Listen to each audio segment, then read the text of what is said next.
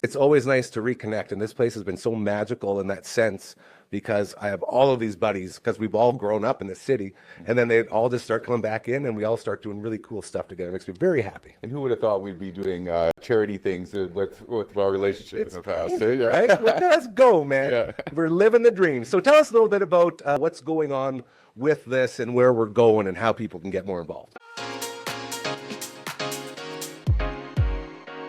Hello and welcome to the Hockey Helps the Homeless podcast. My name is Gary. I'm here with my friend Ryan, who is a member of the local committee for this amazing adventure that I'm about to go on for the first time. You're a wily veteran, and basically what we want to do here today is just update you on what's going on with the whole process and where we're at and how we can really get into getting some good work done and helping out people, because that's what it's all about here. Ryan, say hello, my friend. Hey, Gary, thanks for having me on again. Hey, it's always a pleasure. I love when you're in here, buddy. We always say, you know, old lifelong friends, it's always nice to reconnect. And this place has been so magical in that sense because I have all of these buddies because we've all grown up in the city, and then they all just start coming back in and we all start doing really cool stuff together. It makes me very happy. And who would have thought we'd be doing charity things with our relationship It's in the past? crazy, Yeah. right? Look at us go, man. Yeah. We're living the dream. So tell us a little bit about what's going on with this and where we're going and how people can get more involved. Certainly. Well, in case some people haven't, aren't very aware of Hockey Helps the Homeless, it is a national organization. In Saskatoon, this is going to be our 4th annual tournament. To give you a little bit of a recap is that this is not just a regular event. This is kind of something that is more of a life experience that we're giving back to the community while enjoying, right? Yes. So basically what we do is that we bring in past NHL hockey players and we actually put on a tournament. So we have a draft night on a Thursday, and then we play a full day of hockey with the pros that are chosen, that we're able to draft the night prior, and then we play a full day of games, and then all the benefits, all the funds that we raise is that actually go to local organizations. So is it we have the YWCA, the Friendship Inn, and the Saskatoon Food Bank and Learning Center. Very excited. And if you've lived in this city as long as we have, you know about these places and these people and how much work they do, and just to be able to help out in any way is so fantastic. I like to joke around and say I've always wanted to really, really see how I match up against like pro players. And I don't mean that in a good way. I mean, like, can they hit me with a pass? Because they call me the black hole with our rec team. Any pass that comes my way, it's just gone. So I always say, well, that's just because the rest of the guys on the team aren't very good. So I'm very excited to have an actual pro throw me a pass and see, well, I guess realize, because it will definitely be just me, and continuing to be the black hole. But getting out there and playing with your heroes, that's what we were talking about before. It's so exciting to me. It is, like I said, it's not just, it's not just an event. Is that we're actually, doing things and actually having like real life experiences with the pros. They're so telling stories throughout the dressing rooms. Is that we're, and not to mention is that we also hear the pro aspect, but we also see what these organizations in our community are doing. Yeah. And I think that's the most rewarding thing, is it to be able to actually have fun and to do these kind of things with our sphere of influence, but also is it to give back to the people that are actually, the frontline workers. Yes, the ones who are doing all the heavy lifting. Yeah. And you sit here, like we've done, like I always mention my friend Lori and Deb and everyone at the food bank, like we do a bunch of stuff with them just through the studio here. And just to build that relationship and then keep building it and then getting excited because those are our friends now. So it's like our friends are coming back in the studio. And, for sure. Once you get to know them, you see all the stuff they do and how hard it is. And it's like, man, I just want to help. And this gives us a perfect opportunity. I don't mean us, like all of us, a perfect opportunity to give back. For sure. And one thing is that we are going to be doing is we are going to have, Lori from the Saskatoon Food Bank, is that we're going to have all the beneficiaries on the podcast, is to be able to kind of hear their story and how our support helps them, right? Yeah, where the money goes and what they do with it and what impact they have on the community. That's the difference they're going to be making. And that's one of the biggest things for me is lots of people want to give back, they just don't know how. Wow. They don't have again, they don't have the avenues, but at the same time, the heart's in the right place. Yeah. And so if we can just steer people in the right direction and say, this is where you go and this is how you can help and make it nice and easy, it's just, everything flows a lot better. For sure, and there's lots of ways that still people can be a part of the event. Is it so? There's one team left. Is that we expanded from 12 teams to 14 teams this year. That is our total that we can actually do, just because Murther Spellshire is only so big, right? The other thing is that we are also looking for volunteers. So if anybody is interested, is that we can use it for the Thursday the 20th or the 21st. In March there, is that we can use that. There are, if you ever were interested now, is that we do have hockeyhelpsthehomeless.com that you can actually go to the Saskatoon event and be able to register, right? Is that we need this and we can't do it without the support of volunteers. And then as well, once you are a volunteer, you're around those players and you're a part of the event and you're doing these things that are very important to make sure this stuff goes down. And I was joking earlier about being around our idols growing up and that experience. And I'm talking with the guys here about getting a camera guy and getting like a mic set up, maybe a couple mics for the boys while we're on the ice. Sure. And maybe turning this into like a little sort of documentary, like a behind the scenes of what really goes on. For sure. You're going to hear me chirping on that's, the ice. Well, that's what I mean. We want to get the good stuff, right? Like I want to hear everyone chirping me because I'm the worst guy out there. And I think that would be hilarious. So another really cool aspect, which you sort of touched on, was the fundraising portion and how that works into the draft. Do you want to maybe run that down a little bit? Yeah. So anybody that's actually a participant in the event is actually going to have to either raise or donate $500 minimum. Okay.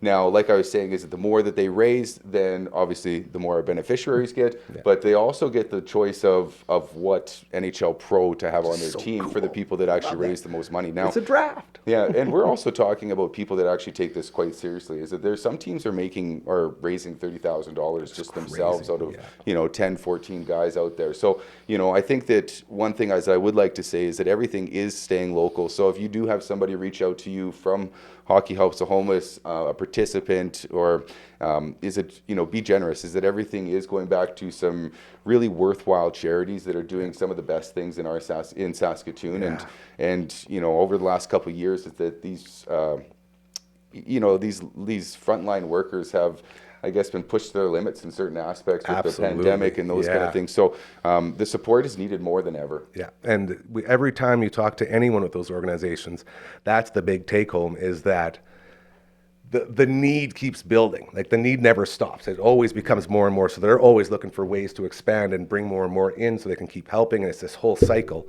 And to have things like this where you know that it's staying here, because a lot of charities, and this is what I mean when you're trying to find the right one to help out, a lot of them don't stay local. Yeah. And that's why you always hear, hey, raised in Saskatoon stays in Saskatoon.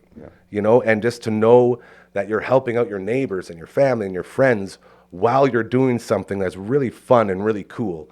It's like the pocket of awesomeness. I'm very excited for where this is going to go and how it's all working. But it's a good feeling. Like you start hearing some of the stories from the beneficiaries and things like that over the last 3 years that we've been doing it, and it's they're life-touching stories that that are very impactful. And I think that it first off brings the awareness to what these communities or these organizations are doing in our community, and then also what drastic needs that we have. Is that I know my everyday life is that I don't necessarily always think about what some of the people that are needing the extra support are looking for, right? Exactly. So it puts things back into perspective, and and it's something that I think that we all should be giving back in certain ways. And it doesn't matter how you do it, but this is a good way that a lot of people can give back and then also have a little fun. That's it. And we say it all the time here in this studio: do good things and they'll start happening to you. We're firm believers in the golden rule: treat people how you want to be treated. Right.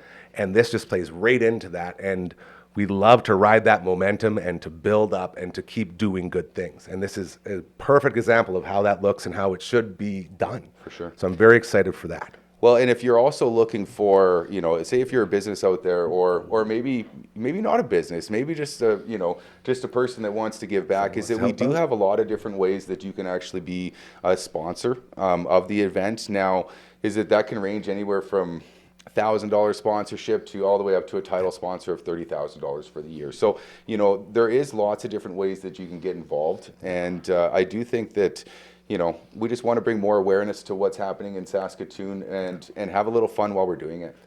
You say it perfectly. And the fundraising now begins. Is that what I'm to understand here? Yeah, you're 100% right. You're on the Okay, hook. You're there on it the is. hook, yeah. So now it's real. So now this is, again, where we bring this team in, and our live show on the network, 4 to 5 p.m. Monday to Friday.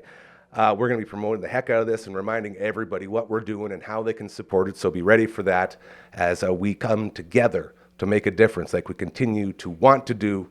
And it feels good, man. It just feels good to do good things. Yeah, it does. I get a lot out. I get probably more out of giving than I do Yeah, receiving. That's for absolutely. sure. Right? So if you are looking, is that feel free. Is that you can always reach out to Bob Fawcett if you're looking for that last team spot. If you're up to it. And then also, is that any of your sponsorship, you can either reach out to Bob Fawcett. We'll have his details below. You can also reach out to myself if you'd like as well. I can have those below. But do follow us on social media. Is that we do have HHTH Saskatoon when it comes down to Facebook. What do we have? All those things. Instagram. All of them. Yeah. So, do follow us. There's going to be a lot of great things. We are going to have beneficiaries on, and we are actually talking to the pros right now. So we're going to have a couple interviews with Gary and I and some of the past professionals. I'm sure he'll be asking if they can give him a real pass or That's not. right. I'm ready to put them to the test. Okay, you say you're a pro, try to hit this stick, and it's everywhere but on the ice. I'm sure they can, or at least put it in the spot where you can get it. That's right. So, Make sure it's my fault. That's what I want, because it always has been, and I'm used to that. So it'll be good. I'm sort of scared about my endurance getting out there. Like, I was the master of the 30-second shift in rec hockey, and I'd always play whatever wing was closest to the bench so I could get off quick. It's like, what side do you play? Which one are we on? This one, close to the bench. So I'm excited to see if I can go longer than 30 seconds. It'll be interesting. Well, I might be your 30-second partner. There if that's the case. We'll be one guy. My token one day of the year I play hockey nowadays. So it's hard. That might be the case. Is that I do have to say though, if my brother Kevin does come back, that's kind of a situation where we don't get to play very often together. Yeah. So, yeah. He's good too. He's a hell of a hockey player, man. He's like growing up. Hey, shout out to the Bobcats. Growing up the Bobcat system, Kev was always like the stud. He was like a stud D man. Yeah. And he was always the tier 1 guy. And every now and then I'd sneak in and I'd get to play a little bit with him. Like, man, that guy's good. Yeah. So it'll be awesome to watch your brother. And I imagine Greg's still pretty good too. Hey. Yeah, he tries hard. Oh, geez. Yeah. So we're gonna be like, I'm happy someone else is gonna be on the lower level of things. So that'll help ease the pain, if you will. Anything else you want to get out there before we roll out? No, I think that, I guess one other thing is we are going to be opening up the actual Merlis Belchers. So, like, if kids want to come, if they want to, see some of these pros play hockey, if they want to just come experience some of the game day stuff, is that the draft night obviously won't be allowed with kids. But if you are looking, is that you can bring your kids throughout the day, and they can have an experience, maybe get some autographs from some of the pros as well. Very cool. It is something that we do usually request a non-perishable food item at the front door, but I do think that those kind of things are a very small thing to be able to come watch some of these guys. And just be around the fun, hey? For sure. Just be around that big day where we celebrate the big grind, I guess, that would be fundraising for a couple months. And for sure. Finally, we all come together and say, look at what we did. And I can just imagine the amount of passion and love and all the good feelings that float around there. For sure. And our goal this year is to make it our best year yet. And by that, I mean giving back to our beneficiaries the most money that we've ever done. Right. That's so, not to mention have fun. That's always a part of it. Yes. I don't know if people know me. That's usually a part of it. That's your go-to. Well, yeah. But it's a good thing. That's kind of the idea is to raise awareness, and it is an event, but it's an event that we can give back to the community and also share a life experience. Hell yeah, brother. Yeah. All right. So until next time, this has been the Hockey Helps the Homeless podcast. On behalf of Ryan and myself, Gary, I want to wish you the best day of your life, and we'll talk to you again very soon. Thanks again, Gary.